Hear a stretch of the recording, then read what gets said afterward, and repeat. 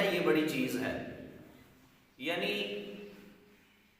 ایک قطرہ جو ہے وہ دریا میں پڑ جاتا ہے، پھر وہ قطرہ نہیں رہتا بلکہ وہ بھی دریا بن جاتا ہے۔ اگر کوئی ادنا ہے، ادنا کی نسبت ادنا نہیں رہتی بلکہ وہ اعلیٰ بن جاتا ہے۔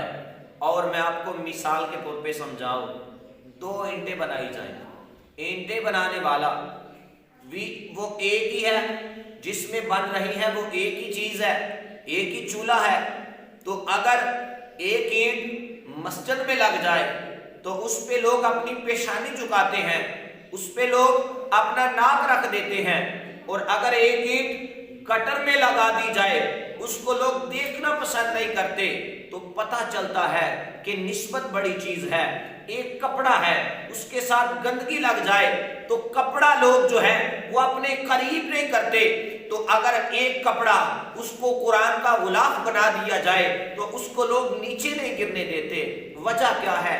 وہ بھی کپڑا ہے اور وہ بھی کپڑا ہے، دونوں کپڑا ہے، لیکن ایک کی نسبت قرآن سے ہو گئی ہے، ایک کی نسبت گندگی سے ہو گئی ہے۔ نسبت بڑی چیز ہے، نسبت بندے کو سنوار دیتی ہے۔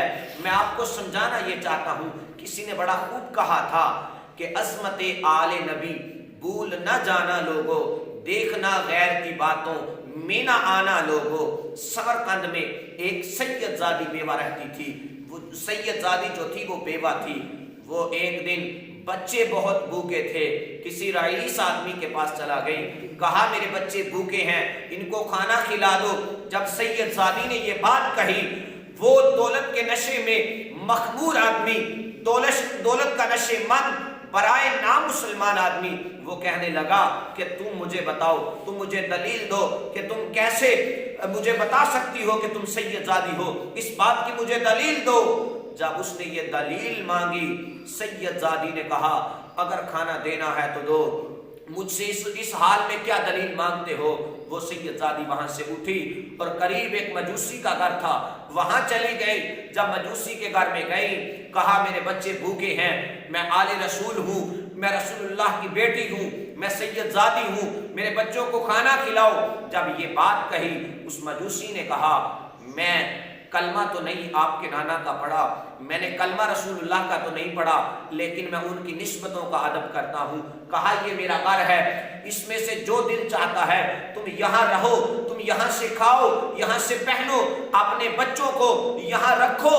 تو پھر جب اس نے نسبت رسول کا ادب کیا، رات کو رسول کریم علیہ تحیت و ثناء، اس نام نہاد مسلمان جو رئیس آدمی تھا، اس کے پاس اس کی خواب میں آئے تو رسول اللہ ایک شاندار نورانی محل کے سامنے کھڑے ہیں۔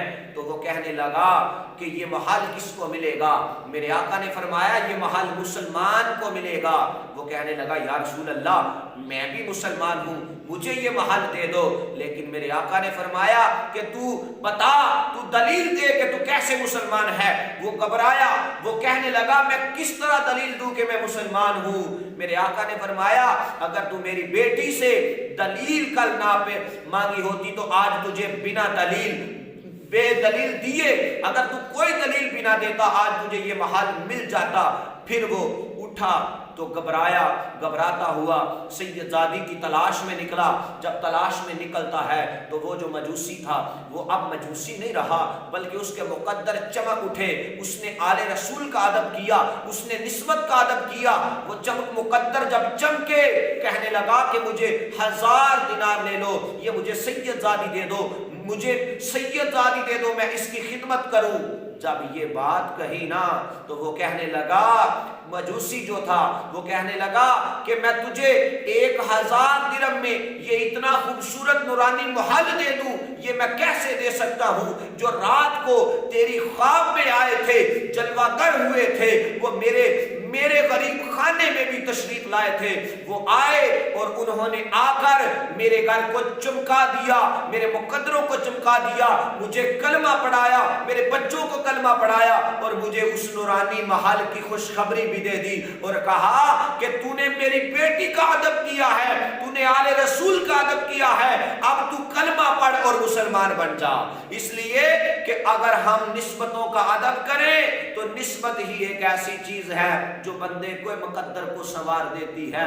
اور ادب یہ جو ہے یہ ہمارا دین ہے، ہمارے اسلاف نے ادب کیا، آل رسول کا ادب کرے، حضور کے صحابہ کا ادب کرے، حضور کی اہل بیت کا جب تم ادب کرو گے، جس طرح امام الانبیاء تمام انبیاء سے افضل اور اعلیٰ ہے، قرآن تمام کتابوں سے افضل اور اعلیٰ ہے، اور اس طرح تمام نبیوں کی اہل بیت سے میرے نبی کی اہل بیت بھی سب سے افضل